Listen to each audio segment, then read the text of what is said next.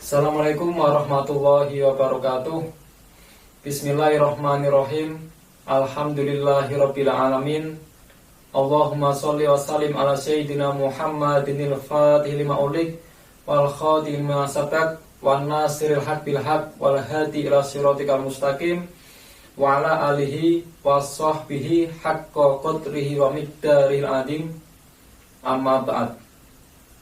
Yang terhormat pimpinan cabang IPNU dan IPPNU Kota Pekalongan, yang terhormat pimpinan wilayah IPNU dan IPPNU Jawa Tengah, khususnya tim instruktur yang sudah mengawal pengkaderan Lakut di IPNU IPPNU Kota Pekalongan, dan yang terhormat segenap panitia Lakut 1 PC IPNU IPPNU Kota Pekalongan serta rekan dan rekanita dimanapun berada, yang semoga selalu berbahagia. Alhamdulillah, pada kesempatan kali ini kita masih diberikan nikmat iman, nikmat Islam, dan nikmat sehat, sehingga kita semua masih tetap bisa bersemangat dalam berkhidmah di IPNU maupun di IPPNU. Sebelumnya perkenalkan, nama saya Muhammad Miftahuddin, pimpinan anak cabang IPNU Pekalongan Selatan, yang telah mengikuti jenjang pengkaderan Lakut atau latihan kader utama, yang merupakan pengkaderan tertinggi di IPNU maupun IPPNU. Jadi perlu rekan-rekan kita ketahui bahwa fase pengkaderan di IPNU maupun IPPNU diawali dengan Makesta. Jadi Makesta ini sebuah gerbang awal untuk merekrut sebagai calon anggota IPNU IPPNU. Nah, kemudian setelah Makesta nanti akan dilanjutkan dengan fase selanjutnya, yaitu latihan kader muda atau Lakmut, yang disiapkan untuk sebagai calon kader. Setelah Lakmut, nah itu kemudian fase yang tertinggi, yaitu latihan kader utama atau Lakut, yang mana kader tersebut disiapkan sebagai calon pemimpin yang dituntut untuk membentuk idealisme dirinya ataupun anggotanya, sehingga bisa mengembangkan pengetahuan, sikap, dan skill dalam berorganisasi. Pada kesempatan kali ini saya akan memaparkan daripada tugas Lakut, yaitu mengenai tema mewujudkan kader progresif, loyal, dan profesional untuk mengawal peradaban baru. Nah, apa sih yang harus kita lakukan untuk mewujudkan kader progresif, loyal, dan profesional untuk peradaban baru? Nah, ini banyak beberapa yang harus seorang kader dilakukan. Nah, ini kalau menurut saya pribadi, ini nanti akan saya jelaskan bahwa seorang kader ini bukan lagi harus disuruh, harus menunggu instruksi, tapi mempunyai kesadaran bahwa ini loh saya siap untuk berkhidmah dimanapun dan kapanpun ketika IPNU IPPNU itu ada sebuah kegiatan. Nah, yang pertama mengenai kader. apa yang dialami kita dalam traktat tradisional,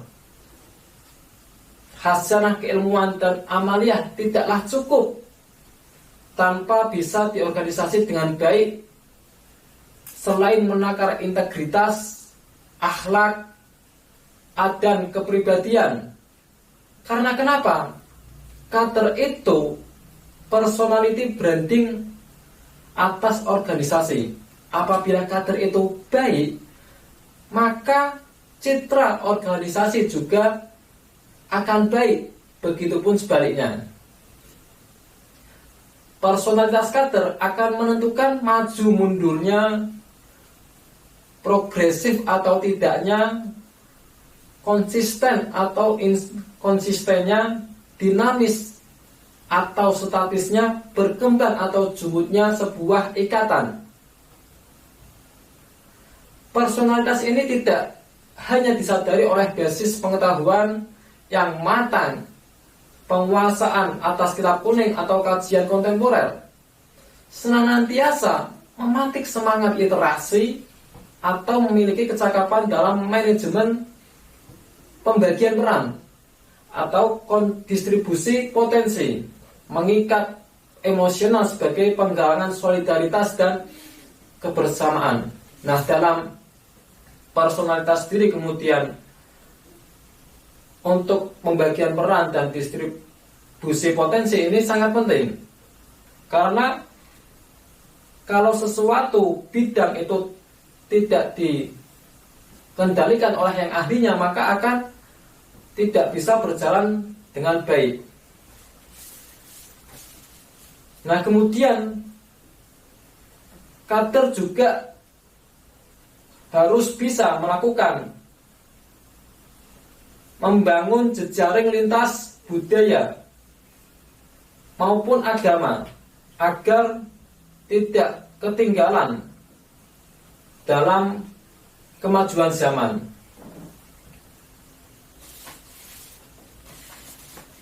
Selain itu, kader juga mesti bisa memetakan jejaring, menguasai medan dan teritorial agar mampu berkomunikasi baik dengan beragam karakter serta mengatur ritme kepentingan sehingga potensi unsur produktif itu bisa mengarah dari kepentingan personal bisa menjadi sebuah kepentingan yang komunal.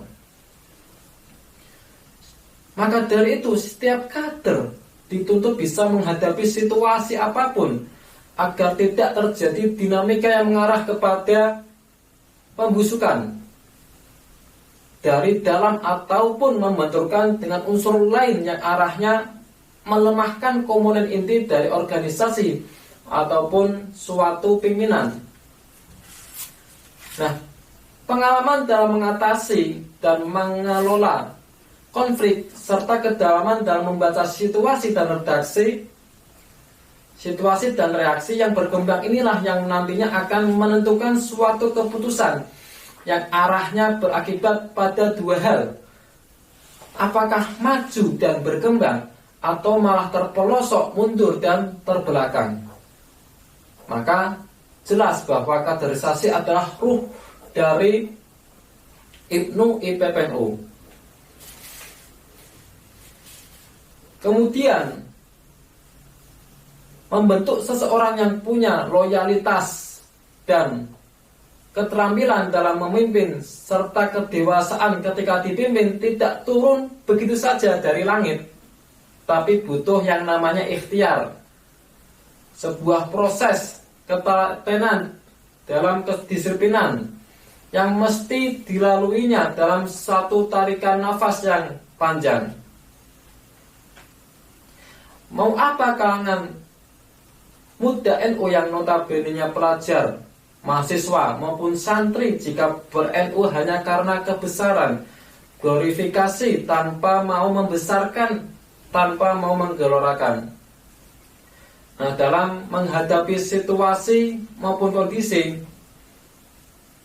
tidak lepas dengan sebuah prinsip Nahdlatul Ulama, yaitu al-muhafadzatu 'alal qawli sholih wal akhdhu bil jadidil aslah, yang mana artinya menjaga tradisi lama yang baik dan mengadopsi nilai-nilai yang baru yang lebih baik. Kemudian tidaklah beripnu oleh gengsi karena putra kiai minter, karena ibnu isinya kalangan bawah. Namun bahwa melihat daripada sejarah ataupun perjuangan para pendahulu itu, beliau memang benar-benar berusaha, bahkan berjuang dengan darah. Nah, kita seharusnya berjuang mesti melebihi dengan daging pula. Maka dari itu rekan dan rekanita yang berbahagia, ya ayyuhal mudaththir, kum fa'andir. Marilah kader-kader muda NU yang sedang rebahan, bermalas-malasan dengan jajetnya, mari kita bangkit untuk menggerakkan persatuan, untuk memajukan IPPNU di pimpinan masing-masing. Sekian dari saya, Lakut, pimpinan cabang IPPNU Kota Pekalongan, progresif, loyal, dan profesional. Sekian, salam pelajar, belajar, berjuang, bertakwa. Wallahul muwaffiq ila aqwamit thoriq. Assalamualaikum warahmatullahi wabarakatuh.